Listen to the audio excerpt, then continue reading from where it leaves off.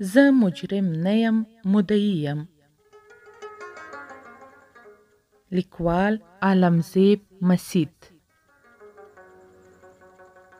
ژباړن عمر اندیش. لوستونکي مرسل احمدزی. د ورکو شوو کسانو سره د انټرنمنټ سینټرز کې څه کیږي؟ د 2014 کال خبره ده. یو ملګري راته زنګ وواهه او پوښتنه یې وکړه چې چیرته یې؟ ما ورته وویل زه خو له ډیره اسماعیل خان نه بهر په یو کار پسې راغلی یم او ځای مې ورته وښود. هغه راته وویل چې زر کوه د جنه روغتون ته ځان راورسوه. ما ورته وویل خیر خو دی. هغه وویل ته راشه یو څه درته ښایم. ډیره اسماعیل خان وړوکی ښار دی، نو په 5 دقیقو کې ورسېدم. ملګری مې د یو موټر پر لور بوتلم. مخکینۍ دروازه یې خلاصه کړه چې دننه پکې یو ځوان ناست و. ږیره یې تازه راغلې وه، خو ډیر کمزوری او ډنګر و. غوښتل مې لاس ورکړم، خو هغه لاس نشو پورته کولی. ما مې خپل لاس د هغه په لاس کېښود. دوی ډاکټر ته په تمه ول. وروسته ډاکټر راغی او همالته یې معاینه کړ. د ډاکټر کیسه خو مې مخکې وکړه. کله چې یې معاینه کړو نو په ډیره غوسه یې وویل پوځیانو ته ووایي چې یوه کړایي ته دې یې واچوي او ودې یې خوري، ځکه یوازې همدا ورپاتې دي. زه پوه شوم چې د ورکو شوو کسانو مسله ده. ځوان له مرۍ ښکته هیڅ هم نشول حس کولی. ما ترې وپوښتل دا هر څه څنګه وشول؟ په ډیره سختۍ یې ځواب راکړ چې په تیاره ځایونو کې یې ساته. کله به یې چې په بدن سپین داغونه را پیدا شول چیغې به یې کړې او وبه یې ژړل. نو بیا به یې بهر را وویست او لمر ته به یې پرېښود. د لمر په لیدو به یې داغونه ورک شول او بیرته به یې همغه تیاره کوټې ته بوته. دی نه پوهېده چې څومره وخت به وتلی وي، خو د بدن غړي به یې ورځ په ورځ ضایع کېدل. لومړی یې په ښو کار پرېښود، ورو ورو یې تر مرۍ پورې خبره را ورسېده او اوس له مرۍ لاندې هیڅ شی هم نشي حس کولی. دا خبره یې په ډیره سختۍ پوره کړه او ما په حیرانۍ ور وکتل. کله مې چې د هغه جامو ته نظر شو نو ډیرې پخوانۍ وې. له ملګري مې وپوښتل نورې جامې نشته؟ هغه راته وویل دا همغه جامې چې 6 کاله مخکې د بیولو پر مهال په غاړه وې اوس څو ساعته مخکې د کور دروازې سره پروت وو. کله چې د کورنۍ غړو ولید نو د ټولو ډیر بد حال وو. د څو شیبو لپاره لکه د لیونو غوندې شول. د چا یې جامو ته پام نشو او روغتون ته یې راوړو. کله یې چې بیرته کور ته یوړو نو ما مې له ملګري غوښتنه وکړه چې کیسه یې راته وکړه. هغه وویل چې له نن نه 6 کاله مخکې خبره ده، کله چې دا ځوان ماشوم و او په 6م یا 7م ټولګي کې یې زده کړې کولې. یو ورور یې په طالبانو کې و او اوس هم دی او په افغانستان کې اوسیږي. د مور و پلار د هیچا نه مني. 6 کاله مخکې امنیتي ادارې دا ځوان له کوره یووړ او ویې ویل چې ورور یې راشي موږ به یې خوشي کړو. خو ورور یې دا پیغام را لېږلی و که په دار یې هم وځړوئ زه یې پروا نه لرم. او په همدې ډول دا ماشوم 6 کاله په زندان کې پاتې شو. اوس چې ورته معلومه شوه چې نور خو هسې هم مري او موږ یې د یو ښه طالب قومندان په ذریعه ضمانت هم وکړو نو نن یې کور ته پرېښود. نور خو دې هر څه په خپلو سترګو ولیدل. ما ورته وویل که چیرته یې دا ځوان نه و بیولی اوس به یې کالج هم ختم کړی و. کیدای شي پوهنتون ته بتلو. زما له زړه څخه ښیرا ووته چې خدایه په دې ظالمانو دې لعنت وي. دوی د یو ماشوم روښانه راتلونکی تباه او برباد کړو. خدای خبر په کورنۍ به یې څه ډول بد حال تیر کړی شوی وي. کله چې مې په منظم ډول په ورکو شوو کسانو کار شروع کړو او له څو خوشي شوو کسانو سره مې ولیدل او د دوی کیسې مې واورېدلې او دوی سره چې په انټرنمنټ سینټرز کې څه شوي هغه به په لنډ ډول بیان کړم. خو له دې مخکې دا ویل غواړم ما چې څه ډول د ورکو شوو کسانو د کورنۍ انټرویو اخیستله په همغه ډول مې د خوشي شوو کسانو انټرویو نه ده اخیستې. او د دې دوه سببونه ول. یو دا چې دا خلک په زیاته اندازه خوشي کېدل. نو ما دا نه غوښتل چې د انټرویو په اخیستلو دې د دوی دا سلسله ودرېږي. چې بیا همداسې هم وشول او خوشي کېدونکو کسانو ته خبرداری ورکوو چې پی ټي ایم ته به انټرویو نه ورکوي. زموږ لپاره همدا بس وه چې دوی دې را خوشي شي. که څه هم له لومړۍ ورځې زموږ غوښتنه دا ده چې دوی دې محکمې ته وړاندې کړي. خو محکمې ته به یې هغه وخت وړاندې کوي چې په دوی څه ثبوت ولري. د انټرنمنټ سینټرز هغه ځای دی چې ورک شوي کسان پکې ساتل کیږي. که څه هم په هر ښار کې داسې ځایونه شته خو هغه چې ډیر کسان پکې ساتل کیږي یو څو یې مشهور دي. په خیبر پښتونخوا کې له ټولو نه زیات دي چې د لکي مروت د انټرنمنټ سینټرز، کوهاټ، پېښور، مردان او سوات یې ډیر مشهور دي چې زیاتره یې د ام آی لخوا اداره کیږي. که څه هم ځینې ادارې خپل مرکزونه لري لکه د اف آی ای او آی اس آی ادارو خپل مرکزونه وي او د سی ټي ډي ادارې خپل، خو سی ټي ډي یې تر ډیره نه ساتي. زیاتره وخت ورک شوي کسان سی ټي ډي ته هغه وخت ورځي کله چې د محکمې له امر پرته یې وژني یا یې د قضیې لپاره محکمې ته وړاندې کوي. د انټرنمنټ سینټرز کې وړې وړې کوټې وي او د دروازې بهر یې دهلیز وي چې ساتونکي پکې هر وخت ولاړ وي او له ساتونکي پرته هیڅ شی پکې نشي لیدلی. دا چې لمر له کومه راخیږي، په کومه پریوځي یا په څنګ کوټه کې دې څوک دی هیڅوک معلومات یې نه کیږي. خو د لمونځ لپاره بیا درته هغوی وایي نو بیا یې معلومولی شي چې په هره کوټه کې له یوه څخه تر 4 کسان ساتل کیږي. دننه د غټ ضرورت لپاره څه نشته، یوازې تش بوتلونه ورکوي چې وړوکی ضرورت پکې حل کړئ. کله چې ساتونکی بهر ځي نو ډک بوتلونه به یې تشوي. د لمونځ لپاره به تیمم وهئ ځکه چې د اوداس لپاره هیڅ طریقه نه برابریږي.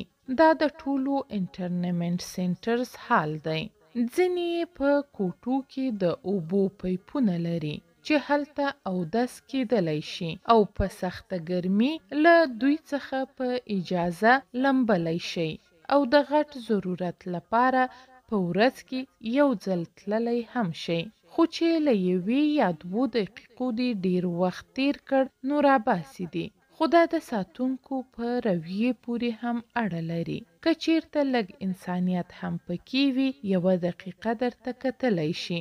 له څو کلونو به د انټرنمنټ سینټرز همغه یو لباس به اغوندي. هره اداره خپل ځانګړی لباس لري. دننه په کوټو کې کامرې او د غږ لپاره آلې هم لګولې دي چې ډیری وخت دا امر هم کیږي چې مخونه مو کامرو ته واړوي. په ساعتونو به همغسې ناست وئ. که په غلطۍ هم چا سره خبرې وکړئ نو سخته سزا به یې ووینئ. انټرنمنټ سینټرز کې د شکنجه کولو هیڅ حد او حدود معلوم نه وي. کوم افسر ته چې زنداني د پلټنې لپاره ورکړل شي که چیرته په همدې مهال مړ هم شي نو افسر باید ونه ویریږي، له ده به څوک پوښتنه ونه کړي. ځینې افسران خو د خپل کیریر د ښودلو لپاره ډیرې سختې شکنجې هم ورکوي. کله چې زنداني مړ شي یا یې په انټرنمنټ سینټرز کې ښخ کړي یا یې په سړک وغورځوي او د نامعلومو کسانو قضیه ورته جوړه کړي. کله خو آی اس پی آر ووایي چې هر نامعلومه کس موږ پورې تړاو نه لري، په دې کې ځینې موږ سره په جګړه کې هم وژل شوي وي. خو زه وایم چې یو څوک دې د انټرنمنټ سینټرز ته لاړ شي نو د ډیرو کسانو قبرونه به وویني. یعنی دا په زنځیرونو تړل شوي کسان هم دوی سره په جنگ وژل شوي دي. دوی هر ډول ظلم او شکنجه ورکوي. کله ناکله خو یې په لیدلو حیران شم چې دوی څومره په منافقت د کشمیر ظلمونه په هندوستاني پوځ ور اړوي، لکه دوی چې د انسانیت پیغمبران وي. زه په پوره ډاډ سره وایم چې دوی څومره ظلمونه او غیر انساني سلوک کوي. دا ظلمونه به د درېیمې نړۍ هیوادونه هم تر سره نه کړي. د پښو او لاسو د نوکانو ایستل، ګوتې ماتول، سرچپه راځړول، د اوبو په ډرم کې ودرول او د برق شارټي ورکول، لاسونه شاته تړل، بیا پکې پړی اچول او راځوړندول. یعنی زیاتره هغه کسان چې وزن یې ډیر وي د لاسونو هډوکي یې ماتیږي. په چپرکټ سرچپه څملول، پښې لاسونه تړل او په کوتکو وهل دا هغه شکنجې دي چې په عادي توګه ورکول کیږي. ځانګړي شکنجې بیا نورې دي چې ډیر کم خلک ترې ژوندي پاتې کیږي. د ملیرکینډ په ګراوند فلور کې یوه کوټه ده او داسې کوټې په هر انټرنمنټ سینټرز کې وي چې چپرکټونه پکې پراته وي او په چپرکټونو کې یو ډول کمربندونه لګېدلي وي چې بندیان پرې تړي او په دې ډول بندیان هیڅ ښورېدلی هم نشي. یو میز هم پکې پروت وي چې هر ډول وسایل پکې موجود وي، یعنی له امبوره نیولې تر تیره خنجره، او د دریل ماشین هم په چوکۍ پراته وي او د ټولو لپاره کمربندونه هم وي او د برق شارټونه هم ورکول کیږي. په دیوالونو یې بې شمیره تصویرونه لګولي وي چې د چا پکې ګوتې غوڅې شوي وي، د چا په سینه، خېټې او په ورنونو غټ زخمونه وي، د چا د سترګو ایستلو تصویرونه، د چا د سینې د پرې کولو تصویرونه. داسې وي لکه د عملیاتو تیاتر ته چې ورشي. له دې ځایونو ژوندی راوتل ډیر کم چانس لري. ممکن د بدن کوم غړی پکې پیدا کړي. ځکه داسې هم شوي چې کورنۍ ته یې جسد ورکړی وي خو د بدن غړي یې نه وي. لکه څنګه چې مې مخکې وویل له دوی څوک پوښتنه نه کوي. افسر ته څوک څه نشي ویلی او دا ځکه چا چې بیولي هغوی دومره ځواکمن دي چې څوک ترې پوښتنه نشي کولی او دوی بیا خپله په ډیره بې شرمۍ وایي چې موږ سره ورک شوي کسان نشته. نو اوس به څوک په دوی چاپه ووهي یا په کومه حوزه کې پرې قضیه ثبت کړي یا کومه اداره د دوی خلاف څارنه وکړي. تر ټولو لویه شکنجه له دوی سره بندي کېدل دي. تاسې خپل ځان په یوه بنده کوټه کې واچوئ نو معلومات به درته وشي. ورځ څه چې یو ساعت تیرول به هم درته ستونزمن وي او بیا دا خو نه د اونۍ حساب دی، نه د میاشت او نه هم د کال، بلکې څو کلونه به بندي پروت وي او همداسې به له ذهني او جسماني کمزورۍ سره مخامخ کیږي. یعنی نن سبا به د کورونا وایرس په سبب د دې تکلیف یو څه معلومات درته شوی وي. کله چې نظامی محکمې سزا ورکوي نو ټولو ته وایي چې دوی اعترافي جرم کړی، یعنی ثبوت پرې نشته خو اعتراف یې کړی. خو ISPR اداره دا نه وایي چې څه ډول یې شکنجه کړي. زه وایم که دا ډول شکنجې آصف غفور صاحب یا باجوا صاحب ته ورکړل شي نو باور وکړئ چې د پاکستان له جوړېدو مخکې جرمونه به هم په خپله غاړه واخلي. څو ورځې مخکې په نیویارک ټایم کې یوه کیسه چاپ شوې وه چې 20 کاله مخکنی اعترافي مجرم بې ګناه ثابت شو. کیسه یې په دا ډول وه چې 20 کاله مخکې په یوې جلۍ جنسي تیری شوی و او وژلې شوې هم وه او دا کس یې د شک پر اساس نیولی و او دومره یې ویرولی و چې په جرم یې اعتراف هم کړی و. که څه شواهد د ده په خلاف او DNA ورسره سمون نه خوړ نو محکمې د اعترافي جرم په سبب سزا ورکړه او اوس شل کاله وروسته پولیسو اصلي مجرم نیولی چې ډي ان اے هم ورسره سمون خوري. مجرم دا هم منلی چې دا کار یې په یوازې ځان ترسره کړی او هغه کس چې شل کاله یې په زندان کې تیر کړي ول نه پیژني. ارواپوهان وایي که چیرته یو کس یوازې په یو ځانګړي چاپیریال کې د څه وخت لپاره وساتي نو د دوی په حساب منوپولیټ کولی شي او دلته خدای خبر کوم عذابونه نه ورکول کیږي. نو ځکه د نظامی محکمې په مخ کې اعترافي جرم نشي واقع کېدلی او د پېښور په محکمه کې په داسې اساس پریکړه کول رد شوي. د انټرنمنټ سینټرز کې دا ډول سزا یا دا ډول اعترافي جرم کول یو خوا، ځینې یې داسې هم وي چې خپله هم ورته معلومات نه وي چې دی په څه شي تورن دی او نه پوځ ته معلومه وي چې دا یې په کوم جرم کې راوستی، نو دوی بیا کلونه پراته وي. دلته خو کوم داسې قضایي سیستم نشته چې قضیه یې وڅیړي یا یې نیټه وټاکي. همدغه ډول یوه کیسه مې د نیکولي د زوی میرخان په اړه اوریدلې او په ژوندۍ بڼه مې ترې ویډیو هم کړې.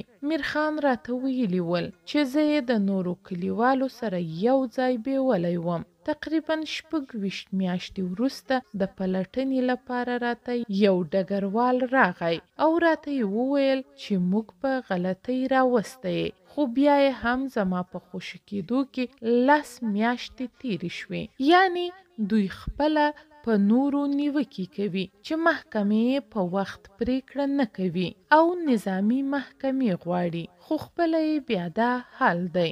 بیا یې د میرخان زوړ پلار بندي کړو او په 2018 کال یې د نظامی محکمې لخوا ورته د مرګ سزا واوروله چې د پېښور محکمې رد کړې وه، خو بیا سترې محکمې پرې پریکړه وکړه. نو هغه بیچاره راته وویل چې زه یو ډریور یم، یو ځل یې راته ژوند برباد کړو او بیا یې راته وویل چې له موږ تېروتنه شوې او اوس یې زما پلار ته د مرګ سزا واوروله.